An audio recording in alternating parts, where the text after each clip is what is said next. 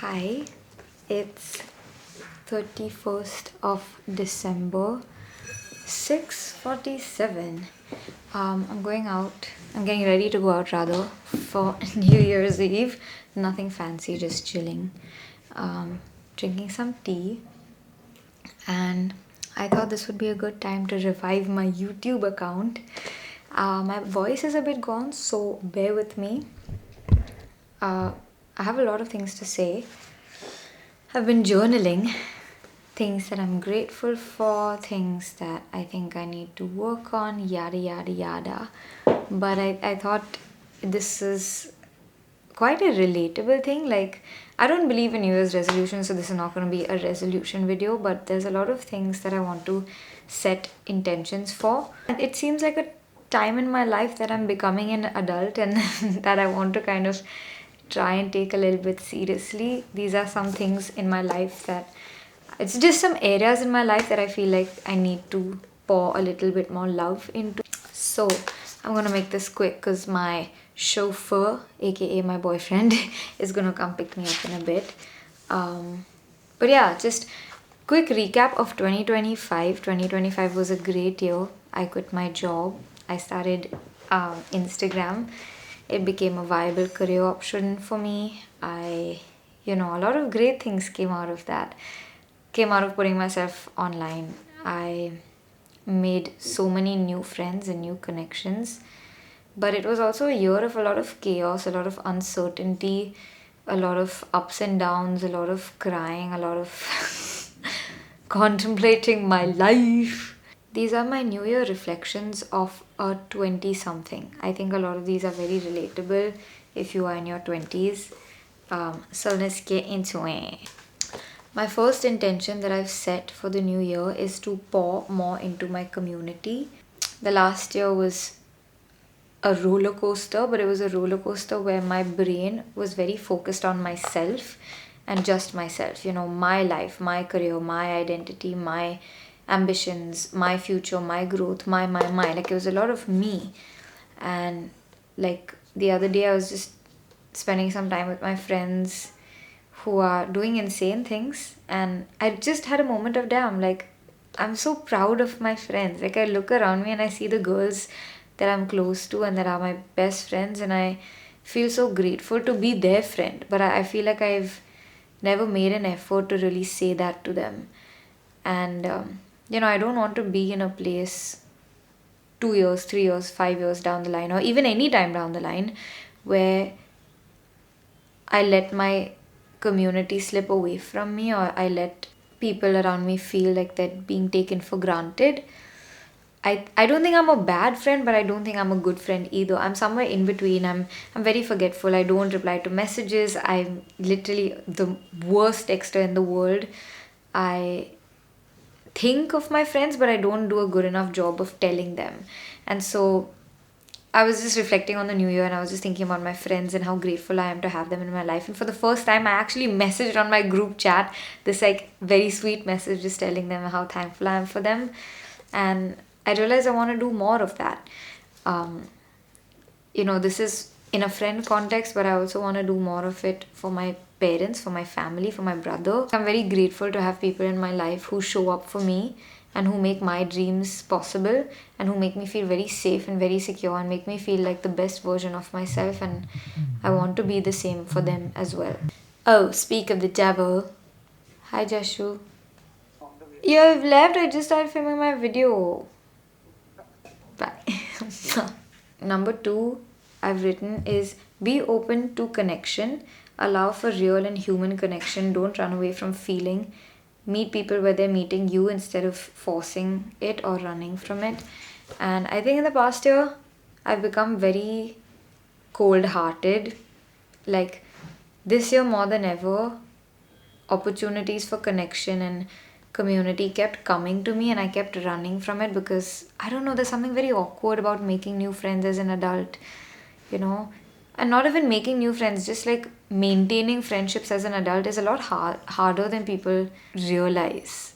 I think it was a lot harder than I realized. This was my first year that I had fully moved back home, and I was like living life in Mumbai as an adult and reconnecting with my childhood friends or my school friends, and moving in a direction of our relationship that's like, okay, now we're adults, we're no longer bonded by school or bonded by classes, we are now like adult friends, and do how do we want this dynamic to shape out? And I think a lot of the times I'm just very scared of connection. Like, I I seem very talkative and bubbly and chatty, but I'm actually like really scared of being vulnerable with people and showing my real self to people. I think I overshare a lot, but I don't really feel like I can be myself and be my, show people my sadness or show people my down moments or show people that, like, damn, like, I'm angry right now, or I'm sad right now, I'm upset right now, and I'm disappointed right now, I'm let down right now. Like, I have a hard time showing people those emotions. And I feel like if you're only showing people the highs and only showing people your enthusiasm and your energy, you're not giving them the opportunity to get to know you on a real, authentic level. And I think that's quite a disservice that you're doing both to yourself and the potential of having a great connection and a great friendship. Next, I've written is have no expectations from social plans. Part ways with control, leave it to chance, Goa serendipity, chance encounters. So I had a great opportunity to go to Goa for Serendipity Art Festival, and this happened like a few weeks ago, so the end of December. And even though it was a very short trip, it was a 3-day trip, it was such a transformative trip because I met so many great people. I met people that I maybe would not have, been friends with in Mumbai, or might not have crossed paths with in the city. But maybe it was the fact that Goa is just a chiller city, it's more laid back. Maybe it was the fact that I was just in a YOLO state of mind at the time. But I think because I went in and just forgot all my expectations because I didn't know what to expect. It was my first kind of trip, like work trip like this. Um, but I think that proved really fruitful for me. I can get a little bit controlly and type A. I am a bit of a control freak that way. So just learning to let go. That's that's just it. That's just it. It ain't that deep, but it is that deep. Fourth thing that I've written is consume deeply. This is so crazy because usually you would think, oh, don't consume as much media and all of that. But I've intentionally written consume deeply because I want to consume deeply. Spend time with things with no expectation of how useful it will be or if how much I can optimize it. Learn for knowledge sakes, learn for the discipline and practice that studying brings. Allow a topic or an exhibition or an artwork time. Give it the opportunity to absorb you. I think spending time with things and giving it the time that it requires and doing it justice is a lot better than just reading to say that I've read something. Recently, I've been reading a lot more fiction books, and that's been helping a lot because fiction is so fun and it's so easy, but you can still learn so much for it. I've been making notes while I read fiction books about like what thoughts that I'm thinking, anything that's prompting in me, what reflections that is getting out of me. And even though it may not be like a cool thing to do, right? Like it's not like an academic thing that, oh, I'm reading a fiction book, what is this about? But it's still like it gives me joy, it gives me meaning, it makes me think about life. So who's to say that that's any less cool and academic or brainy? I love fiction books. Actually, 2025, I read like 20 fiction books in the last like 3 months, which is crazy. I only started reading like towards the end of the year, and I read a lot towards the end of the year, so I'm happy about that. Next is allow for imperfections. Um, as I said, like I'm a bit of a control freak, I'm a bit of a type A person. I definitely am a perfectionist, but this year I've actually been working on that a lot, and because I've worked on it, I've realized that perfectionism is not like a mark of, oh, I have high standards and I work hard. It's actually just suffocating your creativity. And the final intention is allow for beauty.